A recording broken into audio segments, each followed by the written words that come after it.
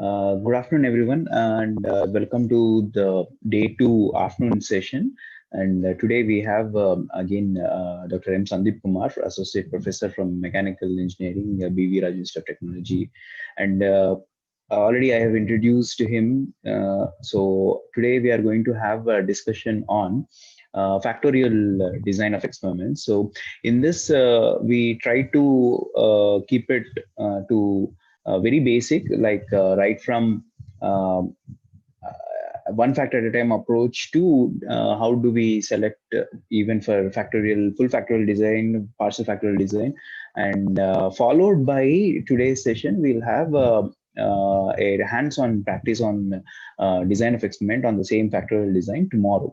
So tomorrow, tomorrow morning forenoon session will be again taken, handled by Sandeep Kumar sir, and there we will try to have a complete hands-on session on whatever examples or the models that he presents here today. So with this short introduction, I'll request Dr. M. Sandeep Kumar to take over the session and give us the talk. And I've already shared, yeah, I made the co-host, so I think once I stop sharing, yes, sir. Now you will be able to present.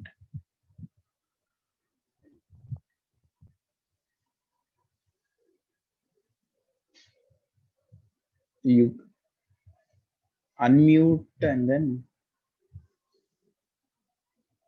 unmute and share.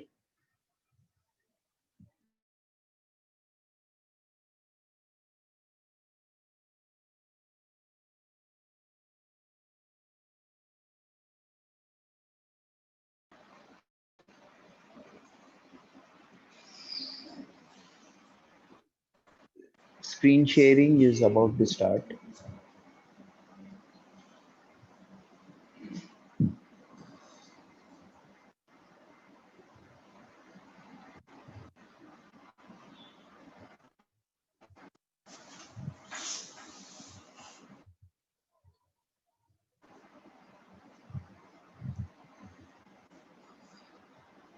Okay, now screen started. Okay.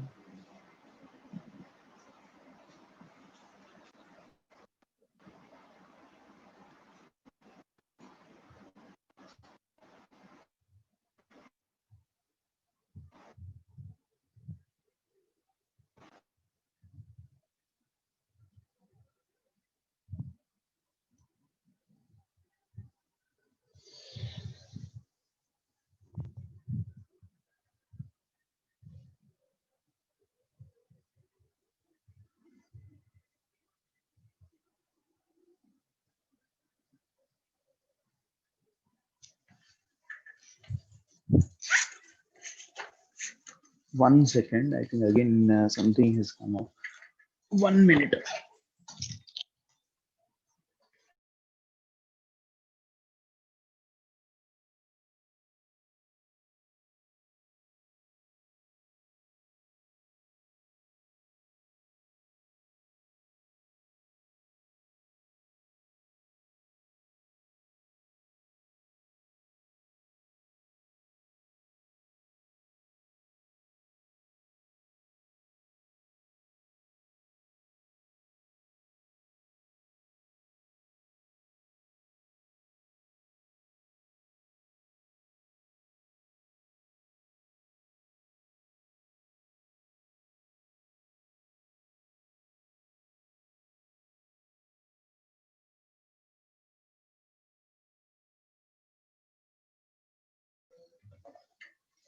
One minute, sir. Again, there is a power fluctuation. Will be joining 1 minute. Uh,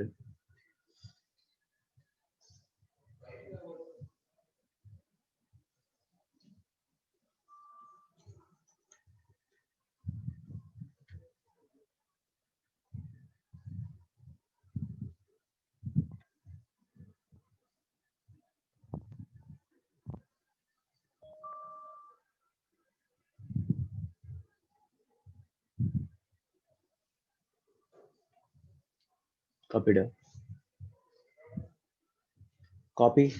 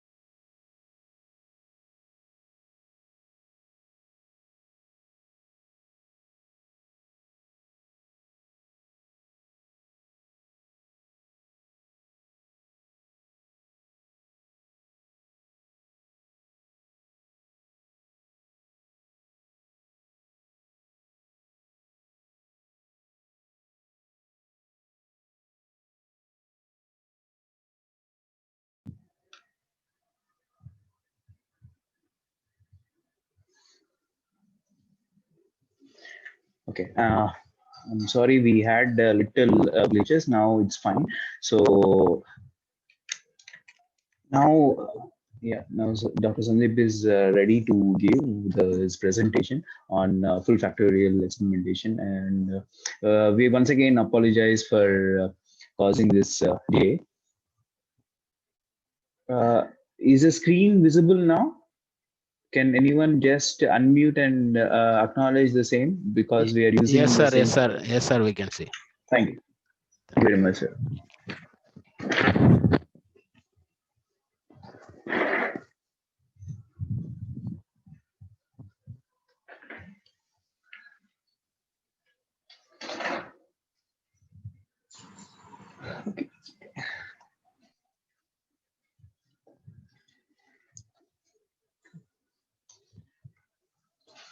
Yeah. Very good afternoon to the participants, and I once again thank Dr. Varun for giving me this opportunity. I hope everyone had lunch. I didn't think that today also it would be the same problem, but unfortunately, we couldn't avoid this kind of this problem. Uh, Still, I am figuring out actually. So, what was the problem? I hope that the session what we had yesterday and today morning could actually would help you to find or figure out actually how things are going on, right? So let me start today's presentation. Today I'm here to actually present the full factorial experiments, and it's basically the theory which is running behind. And apart from that, we'll be looking into like how the selection of parameters should be taken up. Yesterday we had this problem. Each and every researcher has this problem. From where should we start? Starting is always a problem for us, and we don't know where to start, which levels to consider, or which factors to consider, and all these things, right? And how should we do, or what should be our approach? There is always some uncertainty uh, because this is something, or you can say that design is something that should be actually taken up in the first place itself. And we can't conduct the experiments and then go to design and do all these things, right? So basically having the complete knowledge of design expert or DOE, design of experiments, is actually much essential and well before we do or we take up any task or any research oriented things. So that is the basic thing. So that is what I'll be covering up today. Yeah.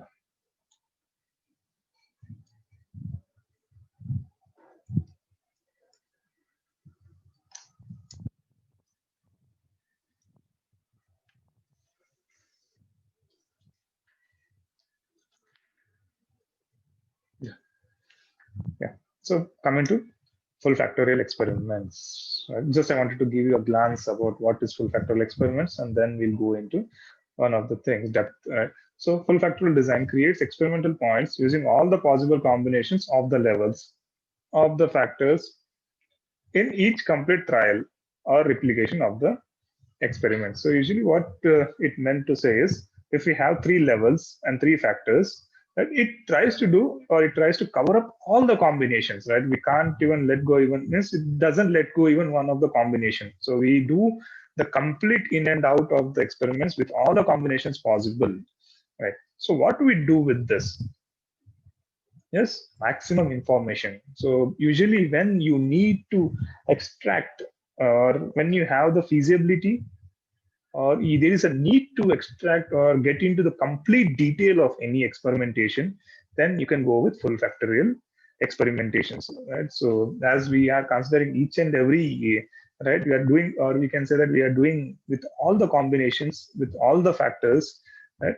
So most, see, like the complete set, you are not missing out even one combination. So what does it mean is the complete set of data, whatever is possible by experimentation, you will be getting through full factorial things, right? So what does it say is maximum information. Yes, they say minimum number of experiments, but still it is the maximum, you can say, right? After full factorial, there are many things, right? So maximum, you're getting it. But yes, why they are saying is minimum number of experiments is because when we see or when we look into this kind of thing, the analyzing or interpreting of the data is much in a higher, on a higher order when compared to any other things. That's why we call it as minimum information with, so maximum information with minimum number of experiments, right? So coming to design. So what is it? An experimental design consists of specifying the number of experiments, the factors, levels, combinations of each experiment, and the number of replications. So what does it mean? The chart, what I showed you yesterday, right?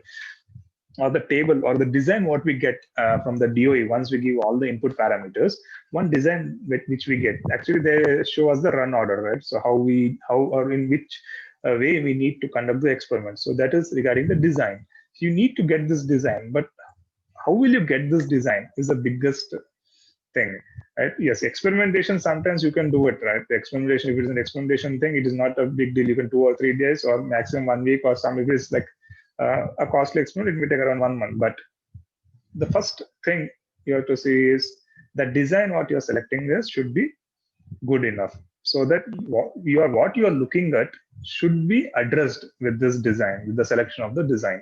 So that is the important part. Then how will you do it in planning an experiment? What should you decide actually, right? The first and foremost thing is you should know what you are looking for, right? It may be something like mechanical engineering, it may be maximum material removal rate, right? Or yes, maximum material removal rate. It may be surface roughness, or it may be cutting forces, right? Or if you take in any other outputs, like actually we had that mileage thing, then in any other like if you see in productions, some other processes are there, then how fast can you extract or how fast can your product come out? There may be n number of factors, depending on, again, what you are looking at into. So the first factor what you have to look into is what you want or what you're looking for, right? So that should be, that is called as response, right? So you should be very clear about what is response. Then what next point is, what are the conditions to study, right? Once you know the response, fine, but the conditions what I am looking at would be completely different. At the same time, the other person who is like you can say, right, say now I myself, I am in some other college, I have some one set of machines, I have some set of workpieces and some set of tooling, right? So that are my conditions basically, right? So in that conditions, how best can I do? So each and every model won't fit sometime, right? So if I take the conditions somewhere else, right, if I am some other countries or some other environmental conditions also, that may also matter. So I can't say each and everything won't fit perfectly for this thing, because sometimes we go on assumptions. So we need to know actually what conditions are we looking at into, right? Or in what conditions I am looking for the response basically. That is a major thing that I'll be looking into. Then what experiment materials to be used, that is uh, such as units actually, what materials, like how you are going for, or how best you can do it, or what kind of parameters you are looking into. So all this comes under what experimental materials you are using for. Then coming to examples, what would be the examples? Like you are measuring mileage, right? Then like number of persons, like if you say conditions, the response would be measuring mileage. Then the conditions would be like number of persons or cc of an engine or an average speed. So this would be the conditions actually for what you're looking for. Yes, this, or you can call it as factors also. You can call these things as factors also. Yes. Then what you're looking for, like what would be the unit of the response. So most probably these things we have covered in the last class. Yeah, sorry, last session. Yeah. So coming to the terminologies now. So response variable is the output of an experiment. So that is what is the basic thing that we are looking for, or the whole experimentation or the whole design procedure what I'm following is for knowing the response and the factors that are affecting the response. Next one is factor. So these are the variables that affect the response, right?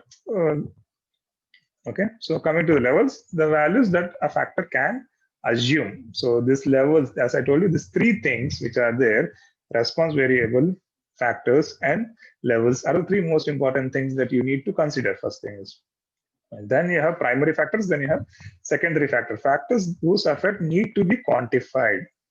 And secondary factors, yes, you may consider secondary factors or you may not consider secondary factors. As I told you in the last, sorry, as we were discussing, it will be like, yes, we have only considered three things, but yes, three factors like a number of persons traveling on a bike, or cc, or a capacity of an engine, or average speed. Yes, apart from that, there are many conditions which can be considered, but we need to know, or while selecting, we need to select which are the primary factors, means that are most affecting the response.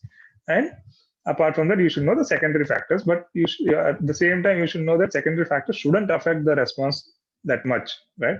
So this also will be coming to know by the end of this session. Then you have replications. So as I told you yesterday, replications are much more needed there, because human causes errors. It may be errors due to environmental, we call it as gross errors, systematic errors, right? And some errors we can't avoid. So the one which has happened with me yesterday also, it was the same thing. Today also I'm facing the same thing. I couldn't control it, right? They were not controllable errors. So because of that, these things happen. Then we have experimental units, just that require interactions. So interactions, everyone knows it now, but it defines actually. When we see the data itself, we can say yes, there is interaction between these two factors, or there isn't any interaction. Okay. So these were the basic terminologies. So this is how they call it as when the two lines are parallel to each other, they call it as no interaction is there between the factors. And where there is, or where you see they are not parallel, when the two lines are not parallel, it is, or we have some interactions. Okay, now comes the major part. So let us see this part. a bit slowly. Okay. So coming to types of factorial designs, right? So why I am saying this part is important is, as many of us have a doubt how to start an experiment. Yes, by chance I have decided that from I want to go for RSM, or I have to go for Taguchi, I have to go for full factorial and all these things. Yes, I'm dealing with full factorial today, but yes, I'll tell you the importance of first things, right? So what we'll be looking up into in the coming up sessions. So like everyone has a doubt, where should I start? What factors should I consider?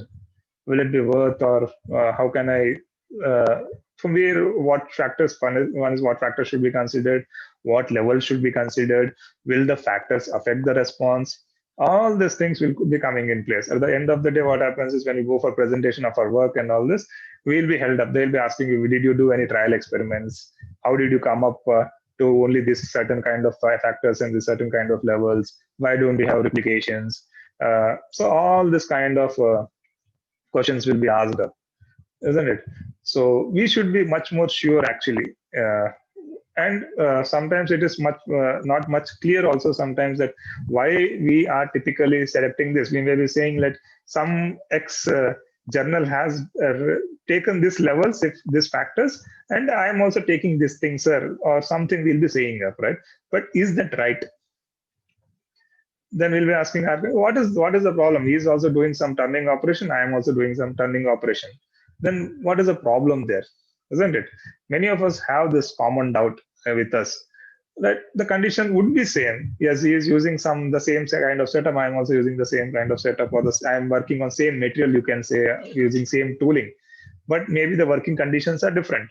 He may be using a different specific, the machine specification would be somewhere different for him, right? Or the working conditions will be something different. So this actually creates a huge problem for us, right? So what we meant to say is our design is best suited for our work. So we need a personalized design. Each and every time we need to design for ourselves. That is the most important thing, that what we should keep in our mind, because our conditions are only suitable for ourselves. Okay. So with this, let us start. The first type is called as types of a simple design, or we call it as one factor at a time approach. So it is a very simple design, or generally when we don't go with full factorial, we use one factor at a time approach. So what is this actually? So we start with the configuration, right, with some levels and some factors, and we vary one factor at a time, keeping the other two things or other two factors at base level, right? So if given k factors and the ith factor having ni levels, the required number of experiments would be is there, right? So what does this one factor at a time do actually, right? So one factor at a time experiments allows for manipulation of one factor during one experiment, or during an experiment. So as we were looking into yesterday's session, there, if you would have seen the design, each and every run, the levels were changing for the factors. But here we are not doing. Here what we are doing is we are keeping one factor, or we are varying one factor, keeping the other two factors at a base level. I'll also come, what is this base level? Right. So how is it, what does it do? Okay, so only one thing changes at a time. That means only one factor you are changing. Means in one factor levels are changing, but at the same time the other two factors are at base level. But what is the problem with this is it is time consuming. What happens here is one factor you are taking at a time and you're varying the levels, but other two factors are at the base level. So with this, what happens is the number of experimentations are actually going on increasing. But what is this best suited for? I'll tell you with an example now. Okay. So as I told you yesterday, we had this example of two bikes comparisons where we had number of persons, 1, and number of persons, 2, higher level, capacity of an engine was 100 and 150, and average speed. So how should you conduct one factor at a time experiments? Okay, so let us see this. So what happens here is, factor 1. See, what I'm doing is at the first thing, I am varying factor 1. So for the first run, what I'll do, I'll take this first run. I have kept first factor. I am just varying factor 1. So first factor is at low. And factor 2 and factor 3, if you see, both are at the base levels. What are the base levels here? 100 and 50. Then the second level for factor 1 is 2. But still, if you see factor 2 and factor 3 at the base levels. Right? Now what I'm doing for the third run, I am first, you see, for this combination, for factor 1 combination, I have done the experiments. Now I have to go for factor 2. So if you see for factor 2, right, I am taking for factor 2, we have 2 levels, that is capacity of engine. Right? So what is happening here? Factor 1 and factor 3 I have kept at low. Factor 1 and factor 3 are kept at low, and just I am varying factor 2. So if you see the third run order, factor 2 is 100 and factor 1 is at low level, factor 3 is at low level. Now, if I go for fourth run order, so here I have changed factor 2, but factor 1 is at low level and factor 3 is at a low level. So now what I have done, for factor 1, I have conducted as per the definitions what we have told you for one factor at a time. For factor 2, I have conducted. The remaining is factor 3. So now what I am doing is, factor 3 I am varying, but if you see the factor 1 and 2 are at the base levels, or you can call it as the low level as defined in the table here. Right? So if you see 1, so this is low, this is low, this is low, this is low, and you have this. Now let us think of this as 3 different entities. I have done only for factor 1, I have done here for factor 2, and this is for factor 3. So 3 sets of data I am having with me. Okay. So if I see here, factor 1, right, where 2 persons are there, right? One in the first run, I have only, in the first run, I have only 1 person. In the second run, I have 2 persons. And if you see, engine capacity is kept at low, right? That is 100 cc engine, 100 cc vehicles I am using. That is Splendor I am using for this thing. Factor 3 is average speed also I have kept low, 50. So naturally, if you see, by seeing this thing, you will directly say that with 1 person at with 100 cc vehicle and 50 as an average speed, you will get more mileage, right? You see, what I'm trying to say is, look at this 3 entities as different. This set as different, this set as different, and this set as different. 1 and 2 will form one set, 3 and 4 will form other set, 5 and 6 will form other set. So we have 3 sets. Right? If you see the first set, factor 1, we are doing it for factor 1, that is number of persons. So here, if you see, naturally, everyone can say that no, with one person, the mileage will be more. So what I can conclude from this set, that if it's a single person, mileage is more, right? Okay, let us find that should be fine, right? Now let me see the second set. The second set, what it is looking at is, I have kept factor 1 at base level, right? So this is low, this is low. Then factor 3 also I have kept at base level, that is average speed is 50, and here also 50. So what I'm studying is, what is the impact of engine capacity on the mileage, right? It is like, you can say that individually I am finding the impact of the factors on the output, right? So here in the first impact of this factor on the output was that the lower level will give me best mileage. Okay. In the second set, if you see, where I am considering the impact of factor 2 on the mileage, if I see, then naturally I will say that no, 100 cc vehicle is giving me more mileage. So this definitely, as we have already, it is from our previous experiences, we can say that directly, yes, from this set, I'll get more mileage. So I have written here more, fine. Okay. Now let us go with the third set. What I'm doing with third set here. Okay. So let us see a third set. What I'm doing here, I'm varying the third factor. That is the what you can call it as like impact of average speed on the response. Okay. Now we have third set where I'm varying with an average speed of 50 and 70, but factor 1 and factor 2 are kept at low levels. So by seeing this data, what can we say, right? That with the factor 1 at low level, factor 2 at low level, and average speed at low, we'll be getting more mileage, because here the average speed is more, right? For the factor 2, level 2, the average speed is more. So, average speed is more. So I can't expect good mileage here, but here I can expect. So this is there. I keep this thing as more. I have specified this thing as more. But yes, if you see, with one factor at a time, the problem is when I take, because one factor at a time considers only one factor at a time, and it checks its impact on the response. We are not doing simultaneously for all the factors. That is why the name indicates, right, one factor at a time. Means one factor we are considering, and we are checking its this impact on the response. Right? So with this, what is happening is, the problem with this, I'll tell you first. The problem with this is, I don't know actually. See, if you see, I have, like, if you take lemon juice, right? Most of us are fond of lemon juice, isn't it? Let us take two things. Yes, lemon is there, or the lime juice is there. You keep that thing as constant. Lime juice is constant. Then what you can add in a lemon juice?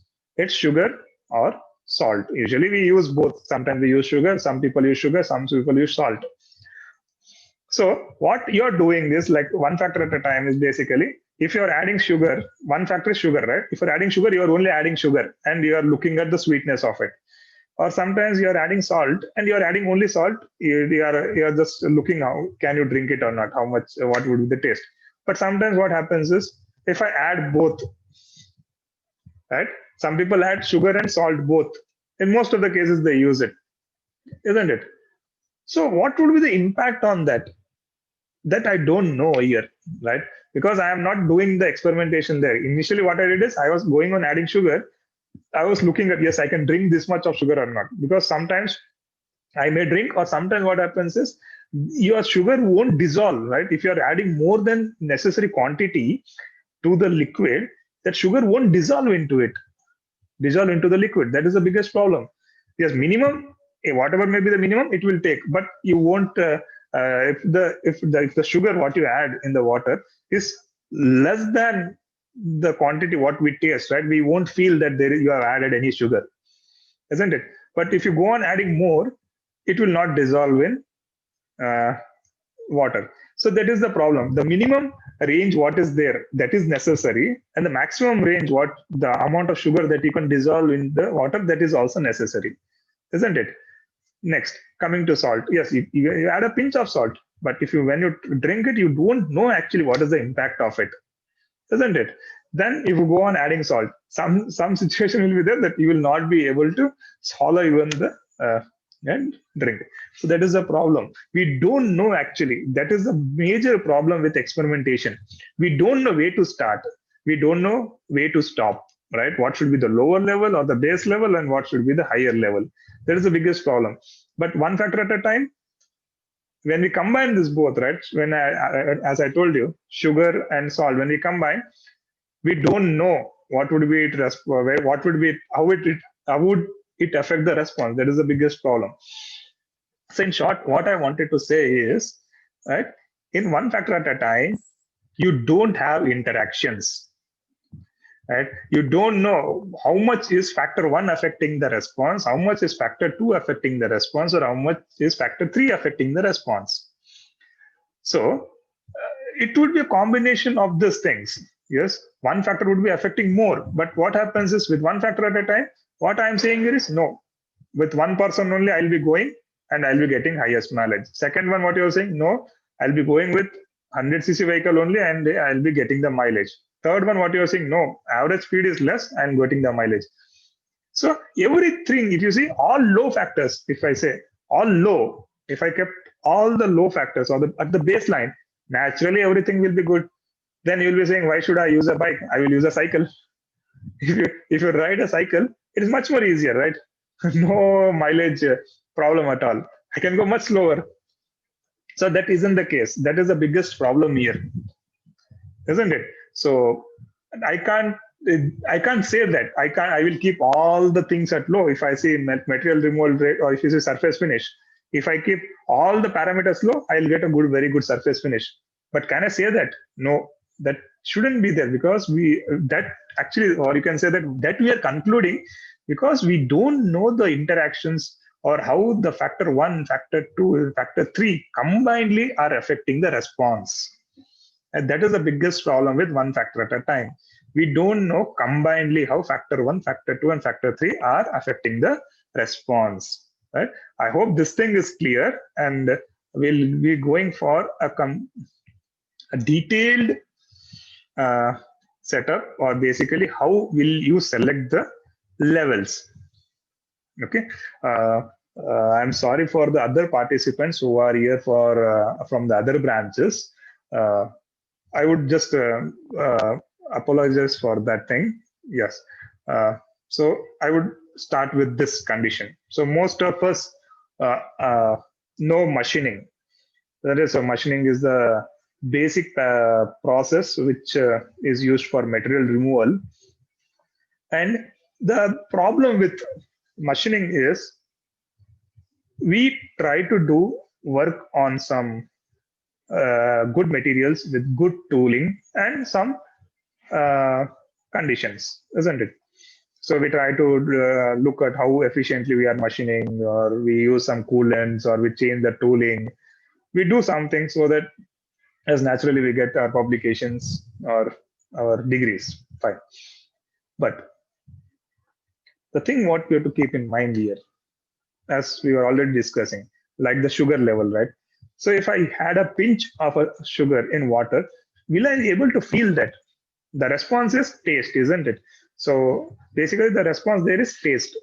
If I had a pinch of sugar in water, some assume quantity of water, I don't know actually what would be the taste, because I'm not able to feel it. Then I'll be adding some half spoon. Yes, when you add half spoon, you know that yes, something is there, some sweetness I'm finding, but it's not up to my mark. Okay, then okay, fine, I'll add some more, like 1 spoon around, right? I'm going on increasing the quantity. Then finally I'll be knowing, okay, for my taste it is satisfied. Fine, till there it is okay. But if I see there, you'll be able to still mix some sugar, isn't it? Like when we do for gulab jamuns and all that. So if you're mixing in hot water, or you're mixing in cold water, then again it is again different condition. But let us keep it as normal water. Right? So now again going on adding. Till what extent can I add? And if I add that, will it be okay for the person who is consuming it? Isn't it? But where should I stop? Right? Where our senses start? Right? Where our senses start sensing the sugar levels. From there, I can keep it as base level, until where the sugar I can dissolve. Right? The maximum quantity of sugar that I can dissolve in water, that I can keep it as high level. Right? So I think that this should be giving you an idea, right? Yes, it is different for different people. The taste senses are different for different people. But the whole idea is here is that you should identify the factors as well as levels. But this one factor at a time is basically called as, or you can call it as pilot experiments for checking feasibility of levels. So a factor is sugar. Keep that thing aside. That we'll be dealing in other slides. But first, I need to check up how to fix up levels. Right? So if you take in the example of a sugar with water, mixing in water, so there what is happening is the taste glands, when it starts tasting the sugar, can be your base level. Then the maximum sugar which can be dissolved in the water can be the best level. But optimal level will be something depending on your taste, isn't it? The optimal level in between, that will be depending on your taste. But the minimum level and the maximum level you can take, or you can say not mixing up, how much sugar can you bear? Right? How much sugar syrup can you bear? That can be the highest level. That is one example. At the same time, lemon, isn't it? Lemon you are using in the, right, for lime sodas or something. How much can you squeeze? If I squeeze in half lemon in particular big glass quantity, or 300 ml or 200 ml quantity, it may not be sufficient. Sometimes we ask for adding 2. Yes, 2 or full lemon. Then sometimes it is not possible. They'll be adding 2 or 1 or 2 more pieces of lemon into it. Will we be able to consume it? No. Right? So the minimum level where you can taste the lemon citrus things, and the maximum level that you can bear of the citrus would become the low and the high level for your experimentation. Okay, so in the same way, let us go with machining. So what does machining mean? Yes, so we have three major factors which affect machining, that is cutting speed, feed, and depth of cut. So usually these three are used. Apart from this, going on adding up additional factors will be there which affect the machining process or machining affect the response. Okay, it may be you can say like cutting fluids or the air pressure, or if you are doing some other machining process like wire cut ADMs, unconventional, then this time on, time off, and all these things go on increasing.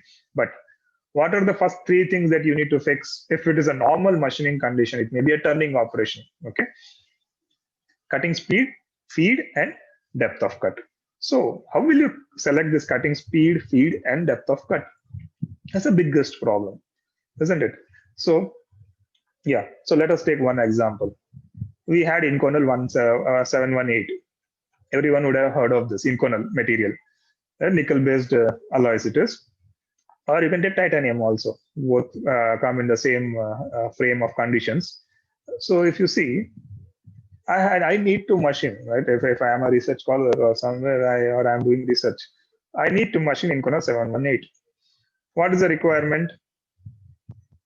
Is till how far can I do machining? Isn't it? Like maybe the response would be like material removal rate or surface roughness or cutting forces. If you see cutting forces should be minimum, surface roughness should be minimum, material removal rate should be maximum. So these are the three conditions usually we do or we look for, right? Or we consider them as responses. Now, the thing what you should consider here is while selecting, there are machine specific conditions. Right. So let us speak then machine specific conditions and tool specific conditions. Okay. So machine specific conditions, what are this? So this is what I was saying about the environment, isn't it? I may be having an old junk machine, 10 years, 15 years old, a normal conventional machine where you'll be having some limited number of speeds, feeds, and depth of cuts. Okay. So that is one condition, isn't it? And some other condition is I may be having some good CNC machines. Okay, that is one condition. My CNC machine would not be robust. Some CNC machines are robust. Okay, if you see some conventional machines, they'll be fitting up with some servo motors. The headstock headstock spindle is run by some servo motors. Sometimes they are rigid enough. Sometimes the rigidity is not good enough, isn't it? Sometimes the machine has some drawbacks in itself, so that you won't get that amount of cut what you require. That is again one of the problem, isn't it? The lead screw may have worn out, or this thing, something may happen due to some machining conditions. Or like if you see metals expand, right, on heating and contract on cooling.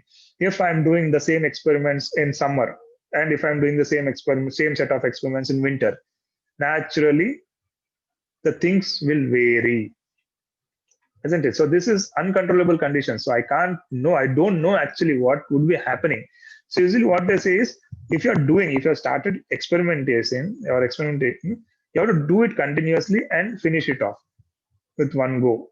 Then if it may be first trial, then for the same run order, you do it for second trial and then compare it. Yes, if the two values are in acceptable range, it is fine. Otherwise, something has gone wrong with your experimentation procedure and you need to again repeat the same thing. So this actually many of the machining guys face this, because what happens is I'll be using some conditions, but when finally if you see there will be some misplacement or something and I will not be able to get the readings. So yesterday I was going through something, right, where my instrument, the what do you call, the operator itself has a problem. Instead of reading 31.5, you can read 21.5.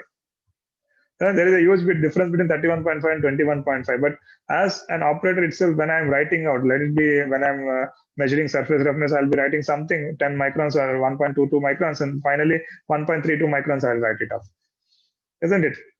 So that is the problem. What is happening usually when we try and record and all these things. So, okay. So that is the biggest problem when it comes to machine.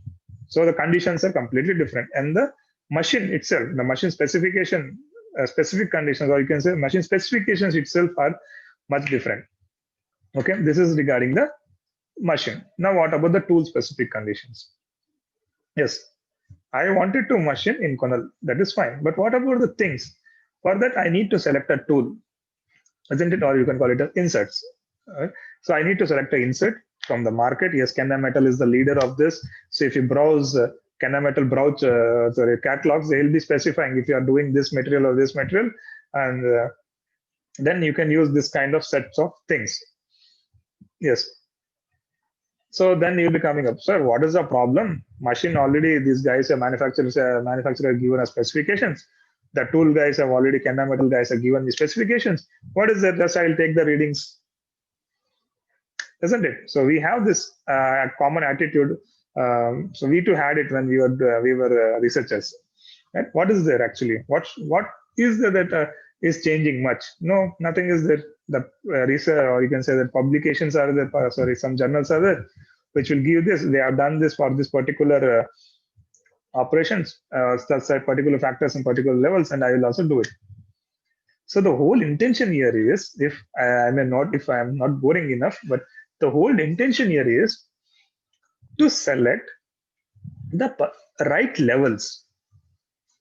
Right. So for that, we need to do some pilot experiments, because the conditions what they have specified is different, and the conditions that what we are doing is completely different, isn't it? So if you see, if I'm drinking a chilled water or something, chilled cool drink in Hyderabad, I would be expecting, like, if it is chilled by 5 degrees or 10 degrees also, it is fine, because I can feel the difference. The temperature is around 30 degrees. So around 20 degrees difference, yes, I can feel that coldness, chillness, I can drink it up. But the same person who is sitting in somewhere North India, like Srinagar or somewhere, if I give him 10 degrees, the cool drink at 10 degrees, will he feel it? Because it will be is normal, isn't it? So that is how things change, or the conditions change. Now let us go with this specific. Right. So I have a lathe machine at my institute. Okay. Okay. Leave that condition. Let us say how did I approach with this? So usually, when for a particular material, right? If you take Inconel 718, some standards or some books are there, right? Which actually specify that. So let us take the example of turning Inconel 718, right? Turning Inconel. Turning is an operation that is done on lathe machine, right? So if I say that, okay, so for Inconel 718, if you see the handbooks for Inconel material, or they will be specifying, like, not specifically for Inconel 718, maybe specifying for nickel-based alloys, the range would be from 90 meters per minute to 180 meters per minute. Okay, they will be specifying this. Most probably, they won't specify the feed or depth of cut in maybe materials handbook, right? Then you go, so something you have to get it from your materials handbook. What would be the cutting speed or cutting velocity? We call it as cutting speed or cutting velocity. So what would be the cutting velocity? Somewhere I'll be getting from there. Then I'll be going for tooling. Right? This Kennametal guys will say that so and so inserts are good when you operate it at between feed range of 0.1 millimeters per revolution to 0.3 millimeters per revolution. Oh, so now I got one more thing. Sometimes for some inserts, they may not mention for feed, they'll be mentioning depth of cut. Right? So, okay. So sometimes they'll be using with this insert, you can go with 0.1 depth of cut or 0.3 depth of cut. So that should be fine. That's why I've kept it or here, right? Sometimes they'll be mentioning feed, sometimes they'll be mentioning depth of cut. Sometimes if you're lucky enough, they'll be getting both the quantities. But what are you getting? You're just getting the levels, the range in between which you can machine Inconel 718, or you can say in specific, you are turning Inconel 718 on lathe. But this is just a range, right? Low level and high level. This is just a range. Between this falls n number of machines which are available in the market, n number of cutting tools which are available in the market, right? N number of conditions which are available in the market, isn't it? So this is the range, right? Lower level and higher level. As I told you, right? The minimum sense of sugar, when you add it up in water, minimum sense is minimum, right? It will not much vary from person to person. And the maximum you can take sugar input. If it's too sweet, also you can't eat. So that is what is here. So that minimum and maximum range, you know it. This doesn't mean that you can take these levels and these levels are very good for you. Because if the same conditions, if you use on your machine, naturally somewhere you will fail. Right? You'll be getting some peak cutting forces, some very rough surfaces, or sometimes your tool may break. Many things may happen, and you say that no, experimentation is very hard, and I can't tolerate all these things because it's a heavy task on us now. Because the range, what is specified, this range is covering all the machines in it, all the possibilities in it. But that shouldn't be my working range because my conditions are different at present, what I'm doing that year, right? My conditions are different. So I have to specifically check my conditions for my conditions actually, which levels are good. Okay. For this, one factor at a time comes in place. So I have just stressed out a bit more on this, but it's for your understanding that how we should come up with the levels, right? So here, one factor at a time helps us. Okay, so let us see. As we were looking into the previous slide, what was it? I am varying one factor and keeping the other two factors at the base level, right? So the similar way, what I'll do is I'll vary cutting speed, right? I have a lathe machine. Everyone has every institute has their own lathe machine, and they know what will be the physics. Yes, most probably it should be a stepper motor, if possible. Yes, without stepper motor also you can see, but you have to see that the range should be different, right? If you take speed as 600 RPM, I'm speaking about RPM, 600 RPM, 800 RPM, 1000 RPM should be possible. Like that speed ranges if you have in your lathe, the 3 speed ranges in your lathe or a normal lathe where you use gears and this thing. Yes, that time if you have to say, you should be very specific in selection, but there's a problem always. You have to have some lathe machine which has spindle speed or variable spindle speed, right, which you can vary with a stepper motor. So that should be there. Yes. So what is happening is now I'll take low level 1. And actually, just I'm giving you how it should be done theoretically, but I'll also tell you how it should be done practically also. So what I'm doing here is for the first experiment, as you can see, factor 1 I am varying and factor 2 both are at base level. So what I do here is factor 1, that is cutting speed I am varying, or cutting velocity I am varying, that is 90 and 100. And feed I'm keeping it constant, that is 0.1. And here 0.1, depth of cut is 0.1. So now what I'll do is, keeping these two things at constant, I'll do machining with 90 meters per minute cutting velocity. So what happens is I'll be recording some data, like it may be material removal rate, or it may be cutting forces, or it may be surface finish, right? Surface finish. So what happens is sometimes if these conditions are not suitable, right? The speed is also very low, depth of cut is also very low. Actually, if you know, right? So the more the cutting speed is much easier for the material to remove. The faster you chop anything is much easier. The same thing when you do it very slowly, right? When you cut like in vegetables also at home with your knife, do it very slowly, it will be going tough on you. So what happens is when this thing is there, you may get some chatter marks, right, on the thing. Now what I'll do is, okay, fine. Or if you say that 90 is fine for me, now what I do is I'll go for 180. Right? For 180 speed, at 0.1 and 0.2, naturally the surface finish will be good because the speed is higher, cutting speed or the cutting velocity is higher. So I'll be getting good things.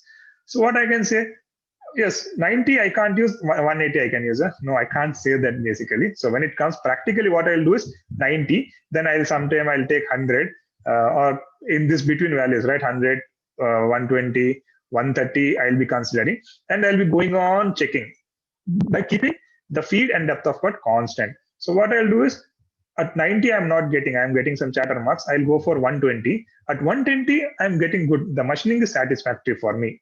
Right? I don't get chatter marks. The material is removed cleanly, right? You know, right? How if the material is removed cleanly, how would be the surface, right? Okay. So what I'll do is 120, I'll fix it up. Then I'll be going on increasing the cutting speed levels, right? 180 till 180, I have chances. From 90 to 180, I have chance. So what I'll do is 120, I was satisfied. Then I go for 150. So 150 also it is happening. But when I go for 180, what happens is the machining may not happen, or the chatter or the vibrations may increase because the machine doesn't have the capability of handling it. So what I do is, for me, 120, 90, 120, and 150 are okay for my machine, because my machine is not big rigid machine.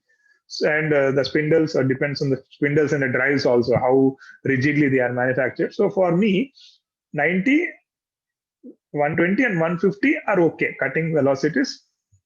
For me, it is okay. So what did I do is, if you see here, for one factor at a time, I have fixed up some levels. Right? This factor, one I have fixed up, right? But I don't know how it is affecting, how other factors are affecting the response. So I'm only looking at the levels here. So what I did is cutting speed is fixed. Now what I do is I'll go for the second factor, that is feed. So what I do with feed is, this will be at base level. The depth of cut is also base level, but I am varying feed. That is 0.1 millimeter per revolution to 0.3 millimeter per revolution. So maximum 0.1, 0.2, 0.3, three options only I will be having. Right? Normal lathe also will, you can get it this 0.1, 0.2, 0.3. So what I do is 0.1 with this two, cutting speed and cut depth of cut at the base levels, I'll conduct an experiment. So usually with lower feed, I know that the surface roughness will be okay, fine, right? And 0.2, if I do, sometimes it is okay. 0.3 also, it is okay, right? I am able to cut. Most probably, we'll be able to cut with 0.1, 0.2, 0.3. If I go more than this, the surface roughness may go above the things. I have not taken the maximum extent, but still 0.1, 0.2, 0.3 depth of cut, feed is okay. So I'll be selecting 0.1 as low level and 0.3 as high level. Okay, so this is one thing. Now the depth of cut.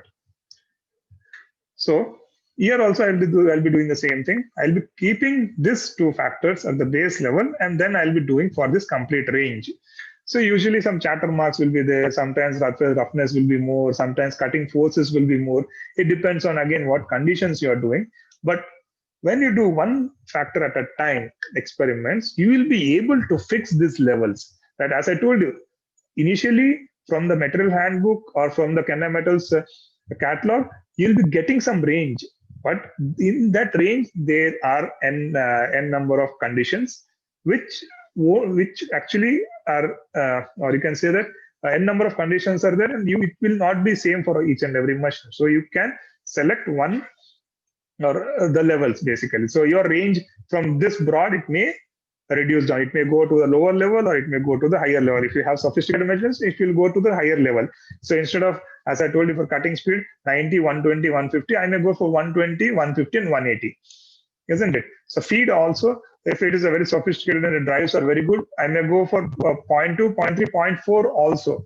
But still, you know that if I increase the feed, the surface roughness is going to increase, right? And if I increase the depth of cut, the cutting forces will naturally increase, right? So what I meant to say is, when you want to do, or when you want to select the levels, then you should go for one factor at a time. Yes, it requires some time, but this is the procedure actually, how you basically come up or select the levels of any factors. Okay, fine. If you'll be having any doubt, then we'll be dealing in the end of this.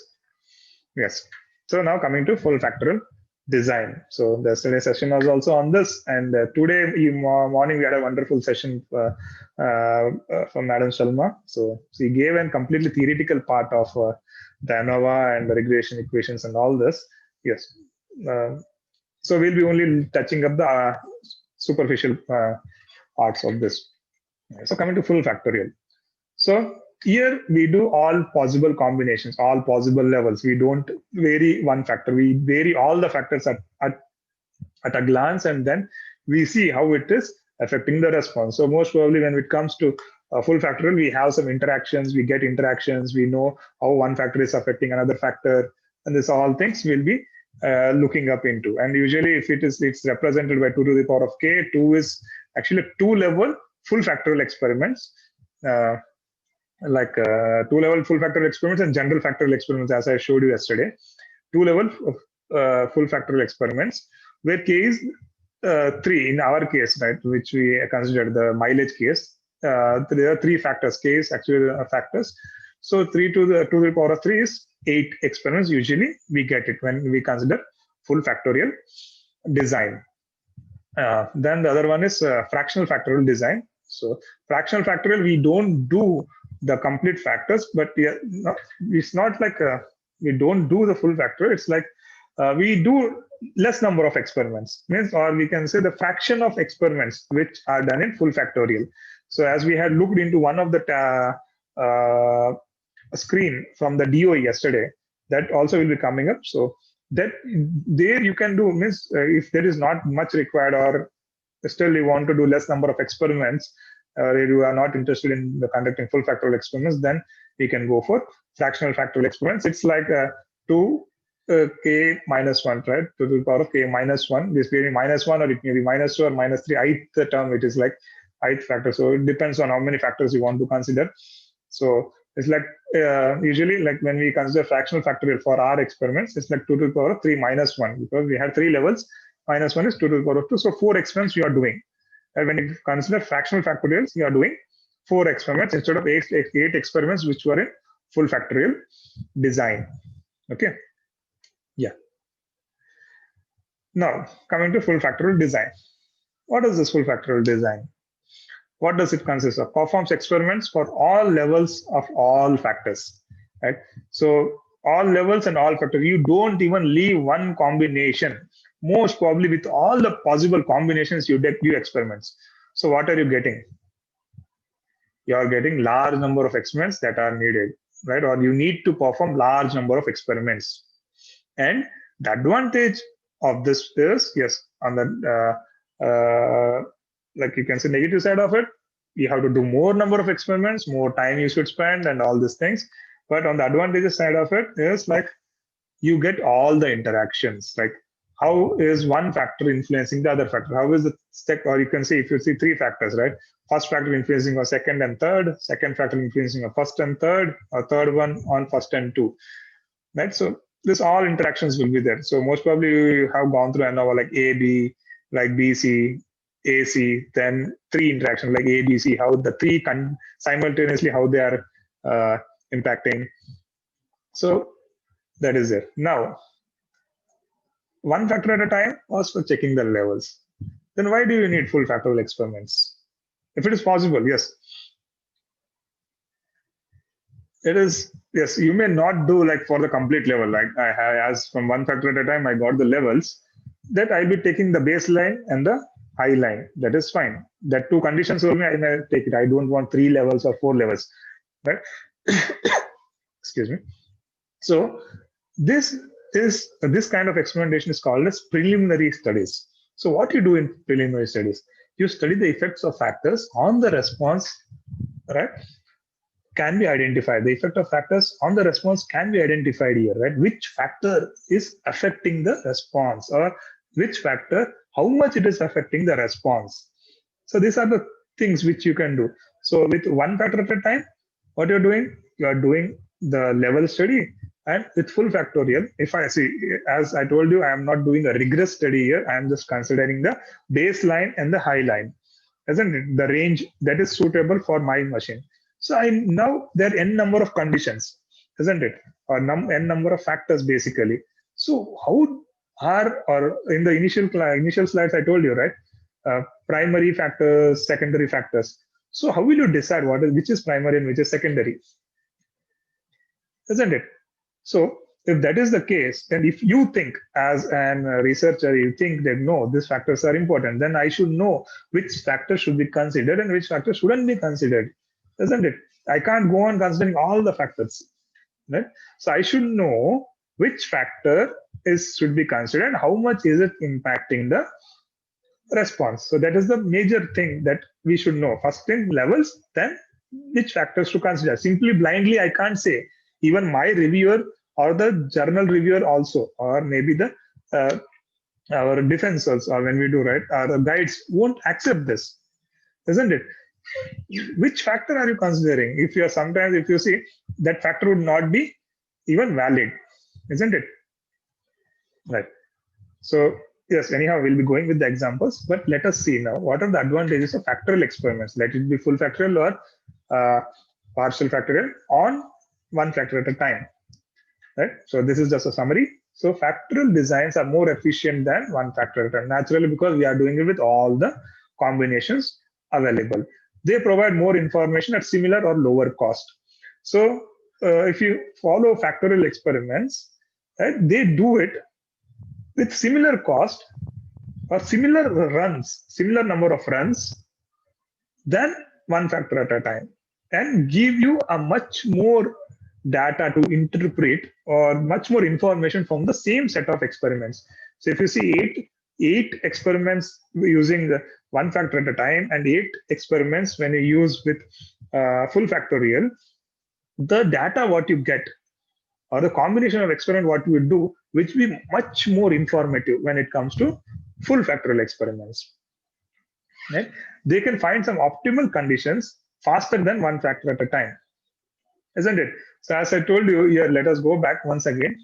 Here, if you see, I have done around 6 experiments, isn't it? But am I able to conclude which factor is affecting more?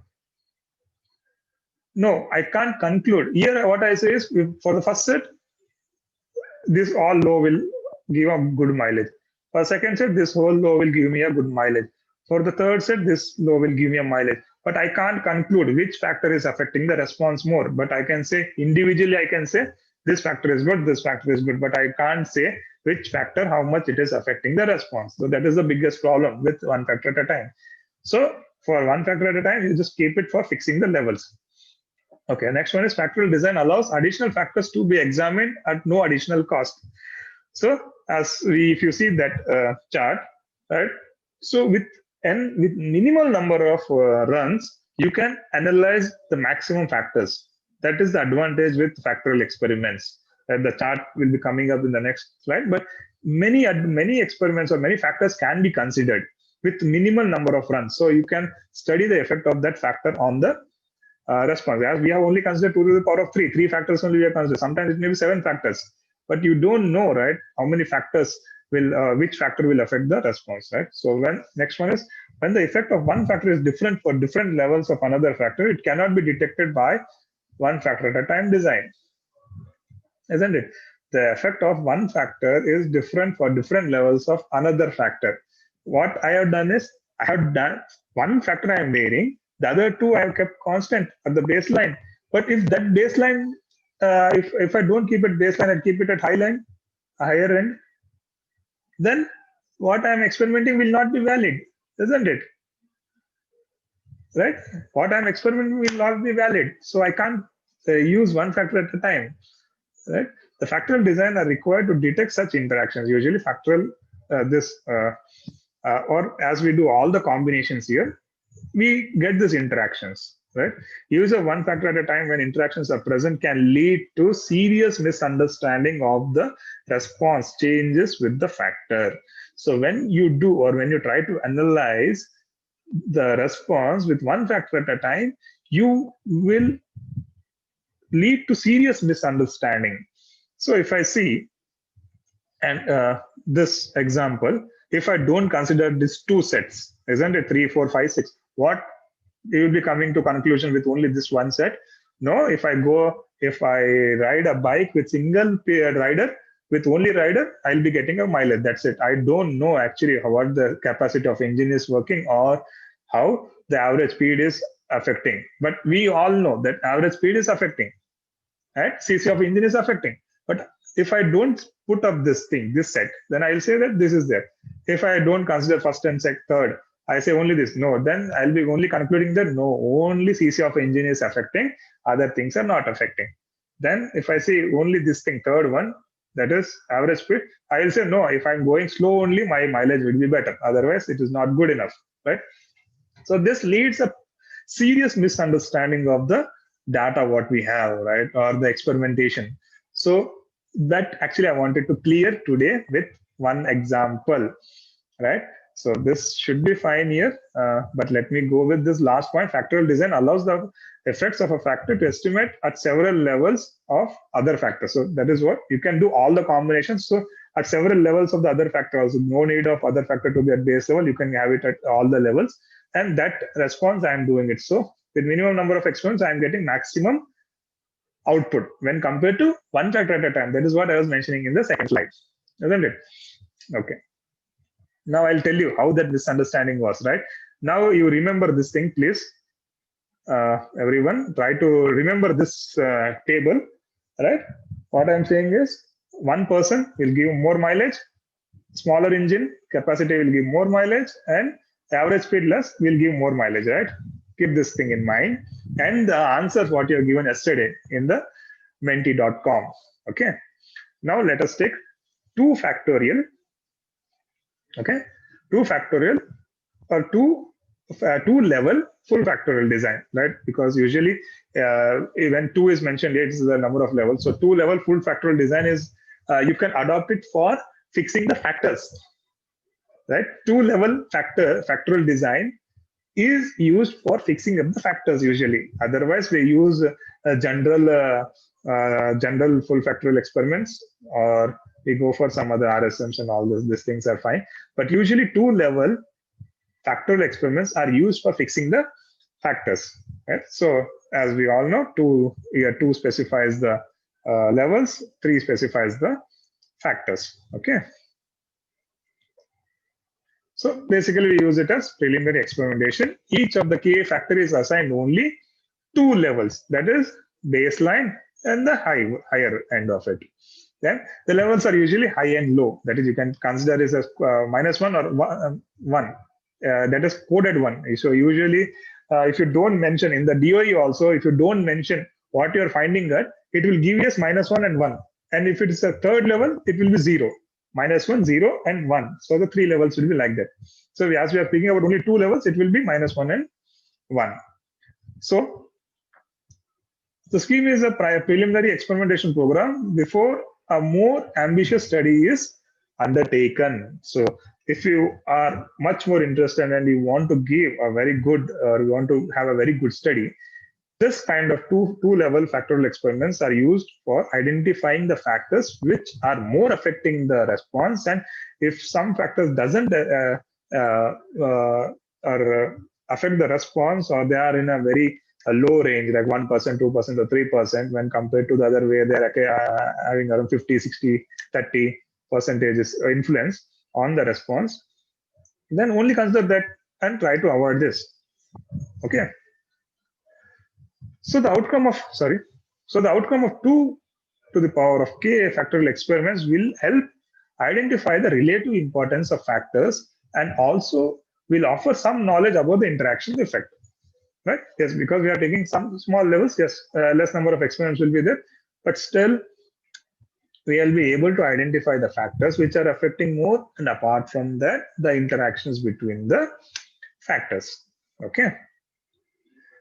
So usually it is this like mentioned in the cube, or this is the workspace where you will be working out, or they will be considering the points actually. So x1, x2, and x3, and this is the one what generally people follow. Just wanted to show you how 2 to the power of 3 implies 8 runs, right? So all the 8 corners of this cube, at all the 8 corners of the cube, you are considering the experimentation, or you are conducting the experimentation. Okay, at all the 8 corners of the cube, you are conducting the experimentation. As the level changes, if it is 3 level, it will be a bit middle one here. This is 1 and 3, so somewhere in middle also I'll be getting 1 point, and here also middle I'll be getting 1 point. So in such case, the things change. But yes, this is the working space, right, where we are working. Right. So how would be the design if we do it, if we input all these things what we gave it, right, or a design for conducting the experimentation on the mileage. So this is how the coded factor, these are called as coded factors, -1, +1s like this, -1, -1, +1, +1, and so on. So these are called as coded factors. Usually when you don't mention in the design, right, initially we don't mention in the design the required things, the levels, or you can call it as the levels or the factors or the response. If you don't mention, then this kind of a coded thing would be specifying. Sometimes in some journals, they don't specify these things. They just give the tabular column as I showed you, right? The factors and the levels thing. They won't give you the trial or the run order sometimes. So that is a problem. So this is how you can identify at what levels or runs they have done the experimentation. Okay, this is just for your information. Okay, yeah. So let us take this example. Once again, we came back to our famous example regarding the mileage. Okay, so we had three factors and 2 levels. So just a basic experiment. As I told you, just I am in an urge of convincing, or if I can say, like everyone likes a Pulsar, I am in an urge of convincing that no, I should buy a Pulsar instead of a Splendor, right? Or I'm in an urge of convincing that I need a Splendor instead of a Pulsar. Why should I use a Pulsar? Or that for me, Splendor is fine, right? But technically speaking, when I have a tool which will help me to identify which one to select, then why shouldn't I use it, right? So we had a guess yesterday, isn't it? This is why actually I was asking you. Only 13 members have given this response. So you can find it out. So you can also use this. Actually, it's a very important tool in your classrooms or for your survey, right? Survey also you can use this. It's just a simple app. You'll be having a code. Once you enter the code, directly go to www.menti.com and you just enter a code. This question will appear and you need to select your answer. That's it. So that answer will appear to the person who is conducting this, and this is how I got the results. So what most of them are saying is CC, or the capacity of the engine, is the major influencing factor on the response. Then they are saying average speed. Oh, with average speed, it is affecting. Then 2 persons have seen that if the number of persons change, right, traveling on a bike change, then it may affect. Right. So at this stage, I want to say, yes, most of us think capacity of an engine actually is the most influencing factor. But why you came up with capacity of an engine as an influencing factor is, I'll give you one straight thing, that you have considered only one factor at a time, right? Because 100cc and 150cc, it's around consuming 50% more fuel than 100cc. You are only looking at that one factor. You have not considered the average speed or the number of persons traveling on a bike, isn't it? So this actually is a perfect example where you can say that you are looking at only one factor at a time. You are not considering all impact of the other factors on the engine. Right, now I'll just give you one more hint somewhere inside. If 2 persons of average weight 70 are traveling on a bike, okay? If one person is traveling, it is 70. If 2 persons are traveling, it is 140. But will 100cc vehicle have a capacity to pull 140 kgs weight and give you the same efficiency? No, right? That's why you need a bigger engine for that. So that again we have a might, or you can say average speed. Yes, the mentioned thing what I've given range of 50 to 70. Usually in 50 to 70 you get a good mileage. But will 100cc vehicle running at 70 kilometers per hour, because generally now everyone is very keen of driving at a higher speed, and the road conditions have changed in India and all this. At driving at 70 kilometer speed, 100cc vehicle with 2 persons, a driver and a pillion, will give the same mileage, or the performance will reduce. So these are some of the things which actually are influencing the response, but we are not considering that, because as I told you, you have gone only with one factor at a time approach for this. Now, the beauty of it, let us see what is the beauty of it. Okay, before that, let us see what is happening with 2-level factorial experiments or full factorial experiments. So usually this line this white line. This black one is actually the selected one. Usually this white line gives me 2-level factorial experiments, right? Or 2-level full factorial experiments. Then if you see, you have this green line. As I told you, fractional factorial is the k 2 to the power of k minus ith factor, right? So what is it? 4 minus 1, 5 minus 1, 6 minus 1, 7 minus 1. You can have this. If I changes to 2, right? 8 minus 2. So what I'm doing is 8 minus 2, 9 minus 2, 10 minus 2, 11 minus 2, isn't it? So what I wanted to say here is, see, or let us take this example, right? 2 to the power of 4. With 2 to the power of 4, that means I'm considering 4 factors with full factorial experiment, and I am doing 16 experiments or 16 runs. But with the 16 runs itself, I can do 2 to the power of, here 5 factors also I can consider, 6 factors also I can consider, 7 factors also I can consider, 8 factors also I can consider, 9 factors also consider. But when I consider 5 factors, it is entering in green zone. Green zone is there. When I'm considering 6 factors for same number of runs, that is 16 runs I'm having here, but 6 factors, then I'm entering yellow zone, right?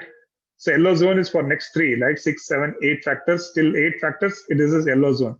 Then when I consider 9 factors but I'm doing only 16 experiments, guys. This is actually fractional factorial. For all fractional factorial, I can consider this, right? But if I enter this, it is called as red zone, right? So we have yellow, white is full factorial, right? This is 1, green is 1, yellow is second one, and the third one is the danger zone. Red actually indicates danger. So what does this do actually? So here resolution 3 design, it's called as resolution 3 design. When you go with red, stop and think, actually, are you doing the right thing? Red zone, you know, right? Red light indicates the same thing. Are you doing the right thing? Mostly you shouldn't go with red zones, right? Can be misleading when significant 2 factors interactions affect the response, right? So usually yes, you can do it. I'm not saying that you shouldn't do it, but the data what you will get, you can't interpret which factor is affecting or how much it is affecting the response. That is the biggest problem. Then yes, proceed with caution. Yes, in this yellow zones, if you are doing the experimentation, yes, you can do it, but you should proceed with caution. They are like this is called the resolution 4 design, are good choice for screening design, right? Because if you want to filter something, right, you want to filter the number of factors or something, since the main effects will be clear of 2 factorial interaction, usually the main effects, and main effects is between the 3 things. I am not speaking about interactions. Main effects will be clear when you select yellow zone things, right? Yellow zone factor design, if you select, that is fine. Green is you can close your eyes and you can move away. It's called a resolution 5 or higher. Designs are just about as good as full factorial. Yes, it's almost common. It's almost equivalent to full factorial experiments, generally at a great saving in the number of runs to perform. Right. So if you see here it is 2 to the power of 4. How many I am performing? 16 runs. If I go 2 to the power of 5, 32 I need to perform. Just by increasing 1 factor of study, I have to perform 32 experiments. That is almost a double. Is it feasible for me? Then what I can do is, instead of going this way, right, inclined down, what I'll do is I'll go horizontally. I'll take this one, fractional factorial. Then with 16 experiments, then I can analyze 5 factors. Then I can know which factor is influencing more, because I need only main factors. I am not interested in interactions also here. Because somewhere where I go for selection of factors, I am not interested in the interactions, but I know how much they are influencing, that the software will take care of. Okay. So what I meant to say is, if I want for the same set of number of experiments, instead of considering 4, I can consider 5, and then I can know the results. So green is safe. So if you are doing trial experiments for fixing the factors, you can go with fractional factorials also, but go in green zone. Okay. That is what the importance of the 3 colors which are mentioned in this table. So generally, this is the screen happening in your DOE, and I will just open it. Okay. Next. So once I have kept all the factors and all these things in the DOE, I'll be getting a design, right? Once I get a design, what I should do? I should conduct the experimentation. So for conducting the experimentation, I have to go run order. I have taken a trial one, but usually you can, yes, you can take trial one or trial two times. You can do it minimum. That is there. Yes, if you do it 3 times, it's far better, because importance will be like, why I'm saying is 3 times is because 1 point I'll be getting it, the second point I'm getting it. But what happens is, if there is a variation between this first result and the second result is more, then I don't know where I'm going wrong. Is the first set I'm going wrong, or the second set I'm going wrong? Or that is means the first time I'm going wrong, or the second time I'm going wrong, I don't know actually, isn't it? But if I do the third time, some two, right? The first one or the second one will be matching, or the first one or the third one will be matching. So what does that mean is the second one is gone wrong. So I will be reconducting only the second one, right? So this is how, depending on your feasibility, you can do n number of experiments. You are not wasting anything. It's just a data collection thing. So you'll be much sure about the results, because see, once the experimentation is done and then you go on sitting and analyzing and you don't get very good results, you will be disappointed at the end of the day, isn't it? So that practice is not good enough. While doing experimentation itself, you try to see the maximum information you get extracted and do it with caution, isn't it? Okay. Now, so these are some of the responses which are assumed, but this is from our daily practice, right? With one person with 100cc vehicle at average speed, maybe some Splendor will give me around 70, right? With one person with 100cc vehicle at average speed 70, the you can call the mileage may fall down to 60 because you are going with 70 average speed. So this is how usually we get the responses. So I have recorded some responses from our past experiences. But yes, it should be calculated, but from our past experiences, I have recorded this. And most probably everyone would be getting the same kind of mileage. Right? If it's 150cc, so most probably you'll be getting like 50, 55, isn't it? 50, 55 at the max, 60, right? That is what we'll be getting it. So this is data. Now let us see what we can do with this data. So once you enter that, this actually will be looking up into tomorrow hands-on session.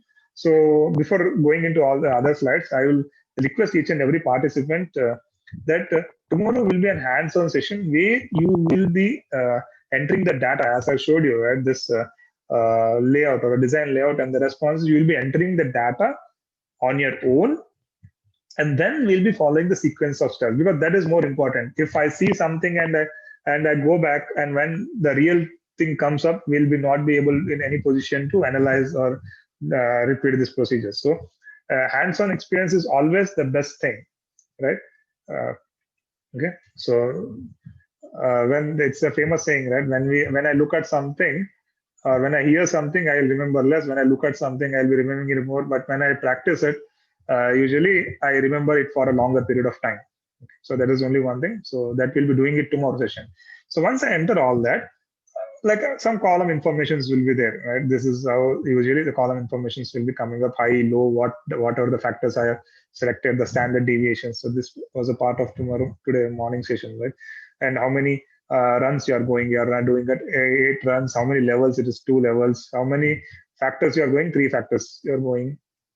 Okay, so there is a minimum information. Then you'll be having some on the factors, how the factors are there. It's like coded because I have taken 2 level, -1, 1, -1, 1. So it is like this thing coded, minimum and the maximum values are there. The standard deviation mean are here, right? And the response, what I'm looking for is the mileage. Its unit is kilometers. How many observations I'll be having? 8, because I'm going for only 8 runs. So this is what I'll be getting usually, right? Then if you see, I have to select the main factors. What are the main factors usually? Because the interest of study for me is like number of persons or engine's capacity or average speed, which is actually more affecting the response. So I have just selected this 3 because it is a 2 level. Okay, guys, 2 level to just select what factor is influencing the response. So this is how you will be getting like assigned coded actually. So this is we'll look at after. And these are something that we'll be looking up tomorrow. But yes, sometimes it will be specifying from the from this thing, like if your recommendations from the box Cox plot that some recommendations will be given up. So with this recommendations, I need to just change actually the transformation. I need to adopt some transformation so that it may fit the curve. Okay. Now comes the major part. Now, actually, the design actually there some asked me yesterday that will I, if I use older versions of DOE, design expert will affect. Yes, naturally it will affect, because if you see the new versions, the contribution of each factor is directly mentioned here. Earlier we used to calculate it, the contribution of each factor on the response we used to actually calculate it, but now it's not. It's we directly are getting. As I told you, I have selected only the main factors here. If you see number of persons affecting the response is 59.25. You can assume, right? We were looking at that engine capacity was actually affecting the response more. Right? What we thought was engine capacity was affecting the response more. That's why we were never interested in buying a 150cc bike. When we want mileage, we are only going for 100cc bike. But actually speaking, in real life condition, what is happening is engine capacity is not much of an interest, because if you see a person, or if you see a student or someone is riding a bike, you will never go a single ride, right? You won't go single riding. You go a double riding with a pillion, right? So most probably that is happening, and most of the cases that is happening. And when you have a higher capacity engine, you don't need to rev the engine at a higher RPMs. It is very easy for a higher capacity engine to smoothly glide at city speeds at 50 to 70, isn't it? That is why engine capacity is not affecting the response. The major thing what is affecting is a single person or a double pillion. And the second one is 33%, that is the average speed. Average speed at what you're traveling. So the hypothesis what we had, right, that what we looked up into the Menti yesterday, now we had that study where as we looked only one factor at a time, that's why we came to a conclusion that no engine capacity is affecting the response. But if you see in this way, number of persons traveling on a bike is affecting. So don't take it in a negative way. Please, if anyone asks you lift after the corona is over, please give a lift. But don't say that because of this condition, my mileage would be less. Okay. Sometimes, yes, the parameters may change. Maybe average speed also may affect. But yes, for the condition what we have taken, number of persons is actually affecting the response, right? So this is analytical what Salma madam has told you, and the F value actually tells you which factor is more affecting. So it is showing 64%. So the number of persons is more affecting. The engine capacity is less, and the average speed is for average speed F value is 36. So yes, sometimes you can say that yes, engine capacity I can avoid. Now from this study, I can say that factor 2, second factor, that is engine capacity, or capacity of engine, can be avoided, and I can take some other things which can be considered on this study. So usually what this is, p value should be less than 0.05, indicates model terms are significant. So these are the model terms. So I have considered only 3. So the 3 model terms are significant when the p value is less than 0.05. But this is not, this B engine capacity is not below 0.025. So you can say that this is not it's not, doesn't have any significant effect on the response. So you can neglect engine capacity. For this particular study, it's just only for this particular study. It may be varying from different. So, okay. Right. So, and one more thing what you have to keep in mind is the R square value and the predicted R square, or the adjusted R square value, what you say, should be in a particular range, right? So what does this mean is 0.9, right? If you are specifying 0.9, if it is above 0.9 and adjusted R square is above also 0.9, then what they say is usually the experimentation what you've done is actually you've done a very good experimentation, or the levels what you've considered, right? The factors what you've considered, and the way how you've done the experimentation, right? It's actually a correlation thing. So that's where if you have done it correctly, then it may come around above 0.9. So both should be about 0.9, but there shouldn't be huge difference. This is 0.9 and this is 0.7.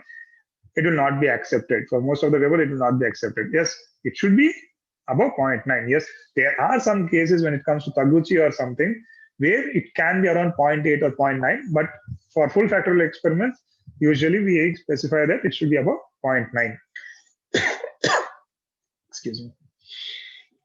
Yeah. Then comes the equation, model equation, right? So these are actually in the coded form.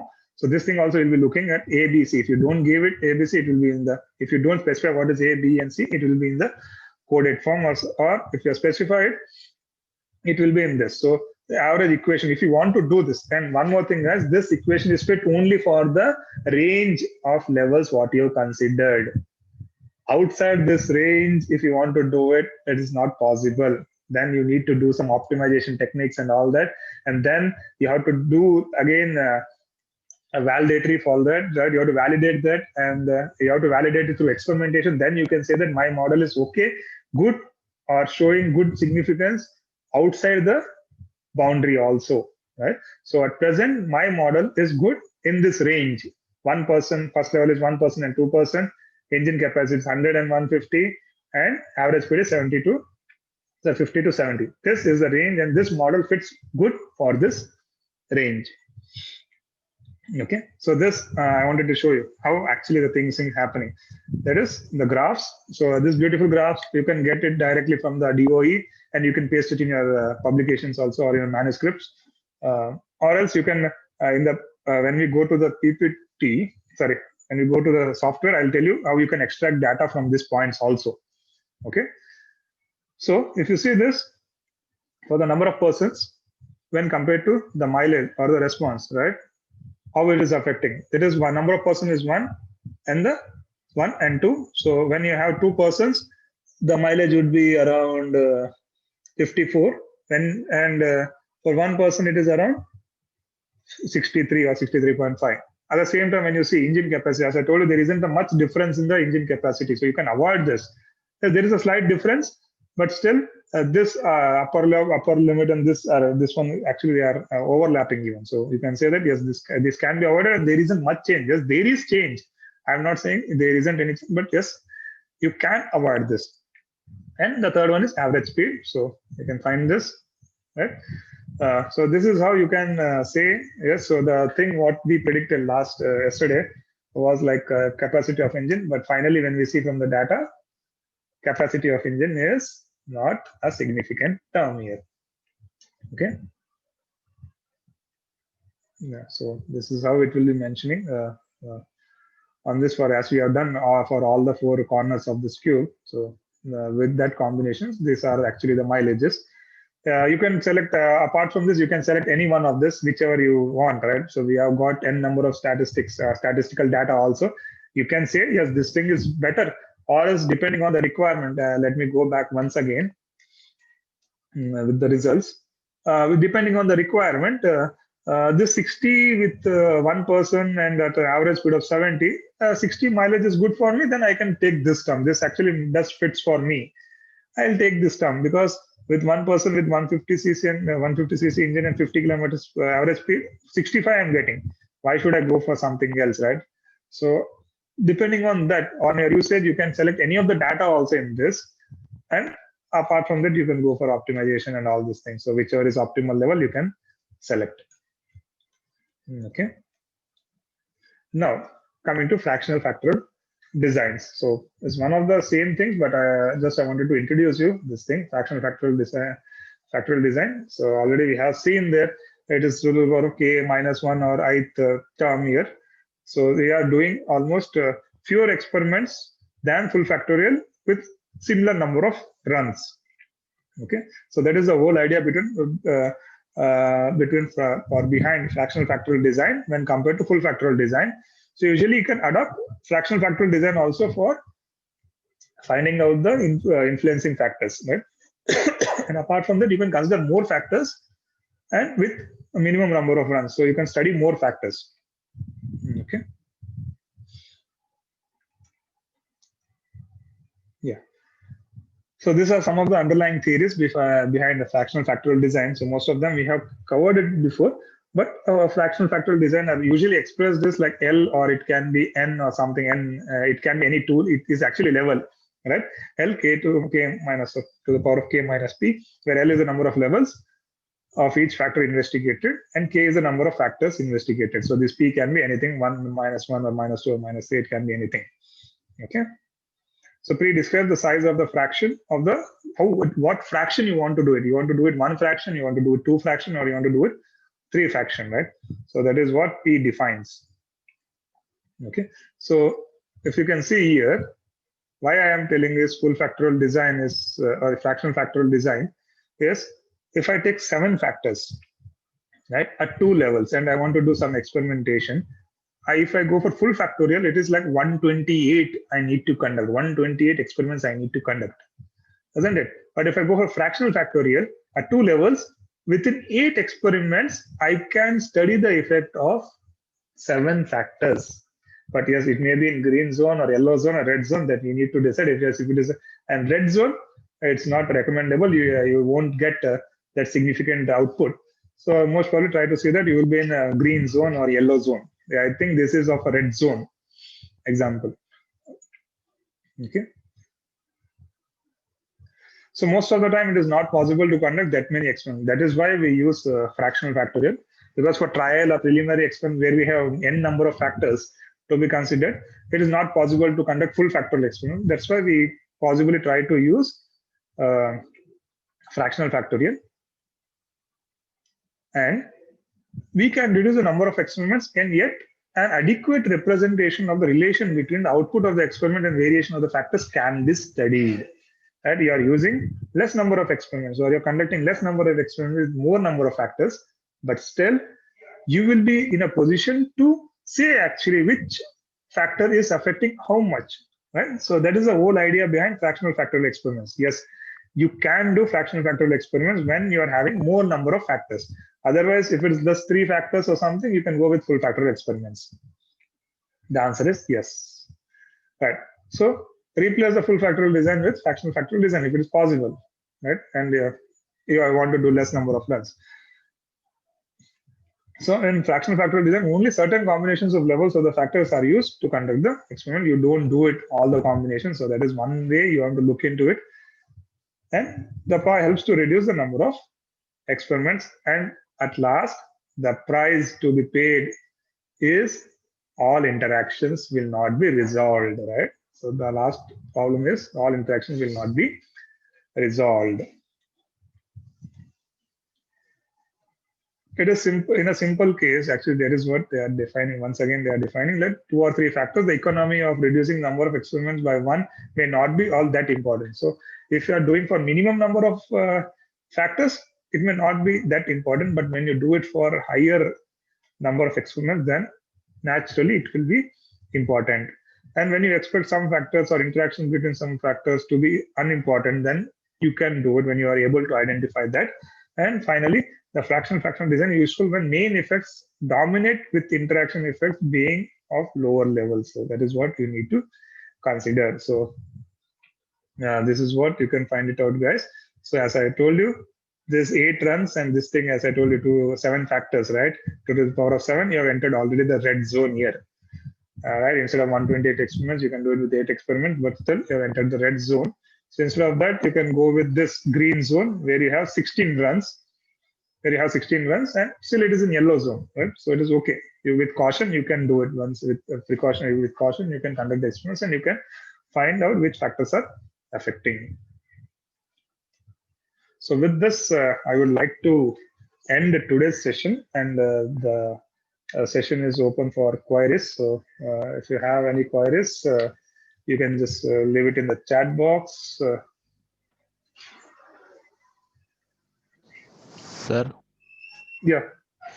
Sir, first of all, I need to thank a very good presentation. You have delivered a nice presentation, sir. Your PPT is very nice. Thank you for the. Sir, I have basic question because I am beginning in the research. Sir, actually, I am doing research in metal matrix composites. Oh, super.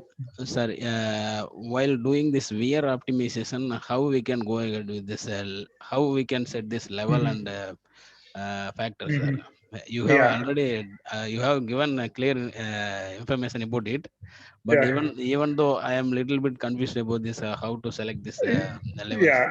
Sure. I will give you this because one of my friend was working on the same thing, and this like a pin on disc, right? You have a small metal piece and you are trying to see that how much would be the wear on the thing, but you need to set up the basic factors, isn't it? Yes, sir. So you get a range, right?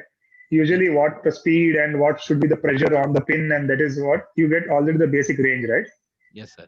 Now let us, but that basic range what you get is for some unknown, because now you are doing a new composite that may not be on the books, isn't it? Yes, You may not get. Yes, what you can do is from the literature you can get it up, which has similar properties, the metal which has similar properties. From the literature you'll get that range, right? The lower baseline and the higher line.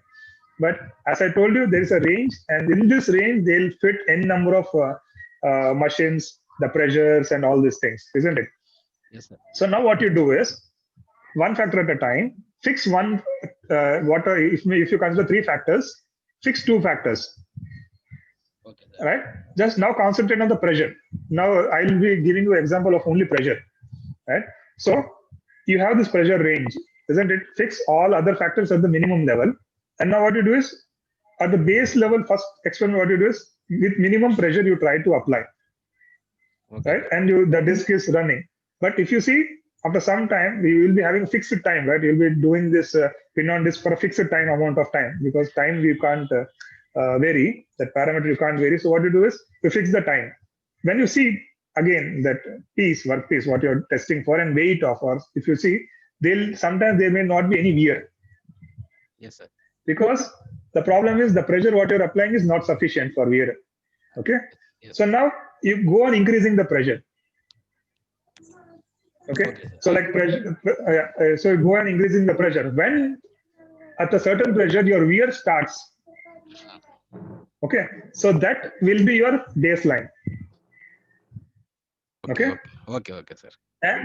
And then you have to fix the higher level till what range you want that, or for what factor, or for what time you should sustain that layer, right? That top layer which is there on the workpiece, for what pressure, for what time it should sustain. So depending on that, you should fix the higher level pressure. Okay, sir. Thank you, sir. Thank you. Okay. Yeah. So in that way, you can go for all other levels also. All other factors. Sorry, all other factors. Okay, sir. Thank you very much, sir. Thank you. Yeah, please. Any other questions?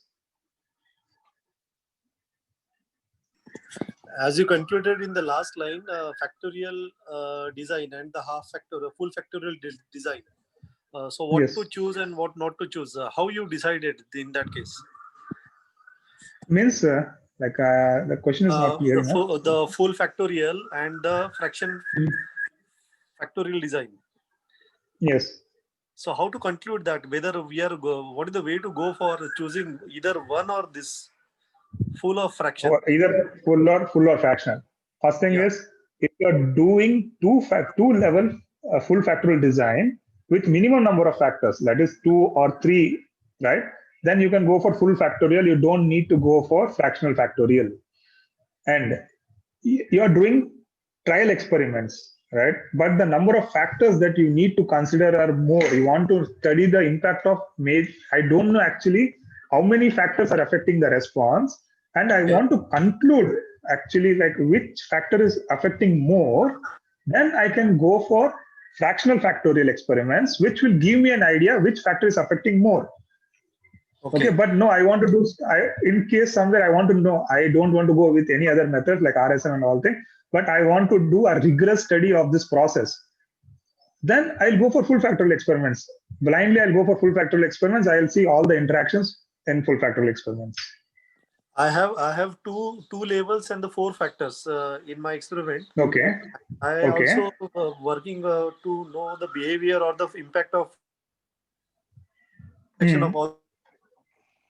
Yeah, 2 level 4 factorial. How many experiments are coming? Like, sorry. Miss one thing. Yeah. So one thing what you have to keep is just 2 level 4 factorial is fine. So if you see that chart, 2 level 4 factorial is 2 to the power of 4, 2 into 2 into 2 into 2. So that is fine. But are you able to do? Means is your experimentation costly, or how much time is not costly, right? No, it is how much not time consuming. It is not also time consuming. Yeah. So in that case, you can go for full factorial.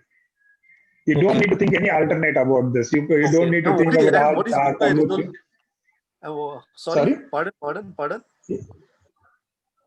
I couldn't get you. Like, what was it like? We are heading for the Taguchi also, along with that.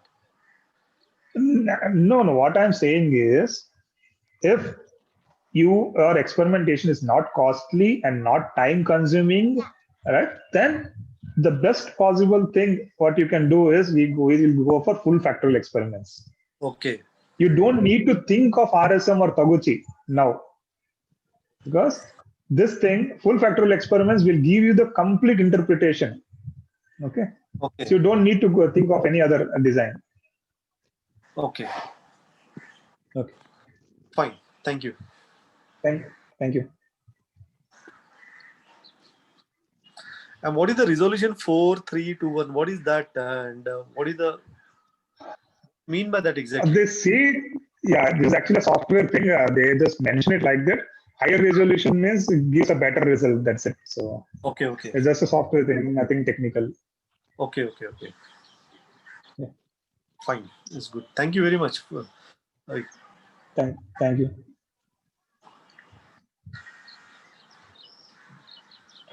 Just please, any other questions?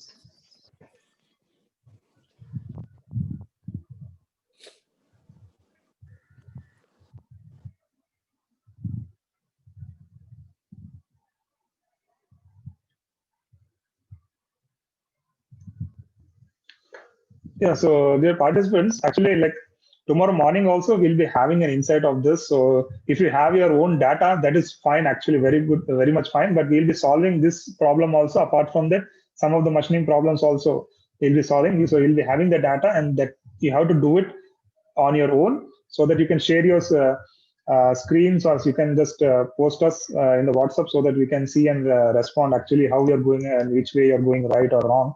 So tomorrow we can have a discussion session in the morning. So tomorrow 2 hours are completely for us, right? So I hope that you all guys come prepared and with all the things related with full factorial or fractional factorial. Okay. So if there isn't any question, then I will hand over the session to our coordinator. Thank you, guys. Thank you, participants, for attending. Thank you.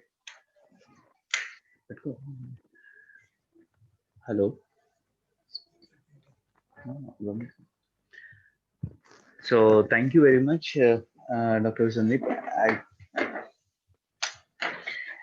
In spite of the trouble we had, we were able to complete the session successfully. And once again, we had this form is old form. Just a second. I think I shared the wrong one. Huh? Oh no. Yeah, right. Thank you. Yeah. Let me share one feedback form, and then I'll give 1 second, please. After.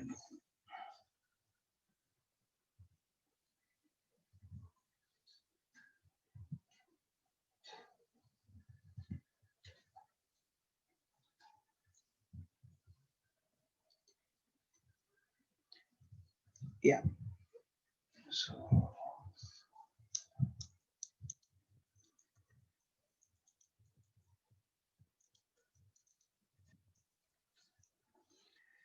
Sorry that I shared the previous morning feedback form. Now I've shared the afternoon feedback form. So please kindly give your feedback in the current shared thing. Yeah, thank you, Ravitran.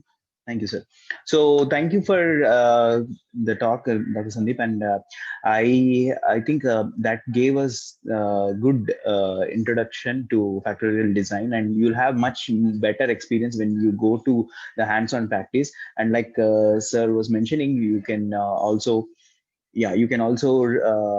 get your problem statements and then try to resolve with parallelly you can practice.